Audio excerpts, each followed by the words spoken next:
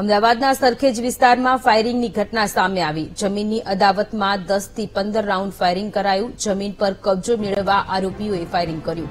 દીપક વાઘેલા અને દીપક હરપરા સામે ગુનો નોંધાયો છે. પોલીસે આર્મ્સ એક્ટ હત્યાના પ્રયાસ અને રાયોટિંગનો ગુનો દાખલ કરી વધુ તપાસ હાથ ધરી છે. તો અમદાવાદની આ ઘટના છે. અમદાવાદના સરખેજ વિસ્તારમાં ફાયરિંગની ઘટના સામે આવી છે. જમીનની અદાવત રાખી અને 10 થી 15 રાઉન્ડ ફાયરિંગ કરવામાં આવ્યું. જમીન પર કબજો મેળવવા આરોપીઓએ ફાયરિંગ કરી હોવાની વિગતો સામે આવી.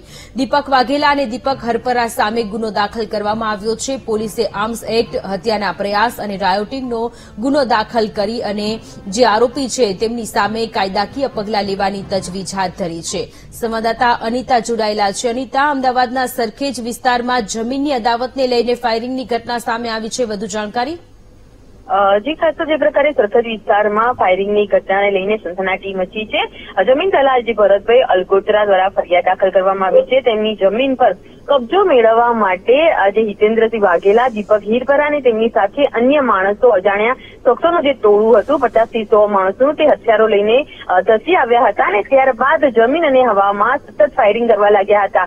10 થી 15 જેટલા રાઉન્ડ ફાયરિંગ કરતા એક નાસભાગ મચી ગઈ હતી અને તંગદિલી ભરી માહોલ સર્જાયું હતું. કારણ કે આ જે આરોપીઓ દ્વારા પહેલા તો જમીનનો જે અદાવત ચાલી રહી હતી તેના સમાધાન માટે મળવાનું કહ્યું હતું અને ત્યારબાદ હથિયારો સાથે જમીનની અંદર ધસી આવ્યા હતા. હાલ તો સમગ્ર મામલે સરખેજ પોલીસ દ્વારા આ મામલે ગુનો દાખલ કરવામાં આવ્યો છે. જ્યારે સમગ્ર મામલો માનવ અધિકારી પંચ સુધી પણ પહોંચ્યો છે. કારણ કે જે પ્રકારે જાહેરમાં ખુલ્લેઆમ ફાયરિંગ કરીને કાયદા વ્યવસ્થાને લઈને સવાલ ઉઠાવ્યા હતા, તેને લઈને હાલ તો પોલીસે પણ ઘટના સ્થળે પહોંચી સમગ્ર મામલે વધુ કાર્યવાહી હાથ ધરી છે. જી અનિતા, આભાર તમામ વિગતો માટે.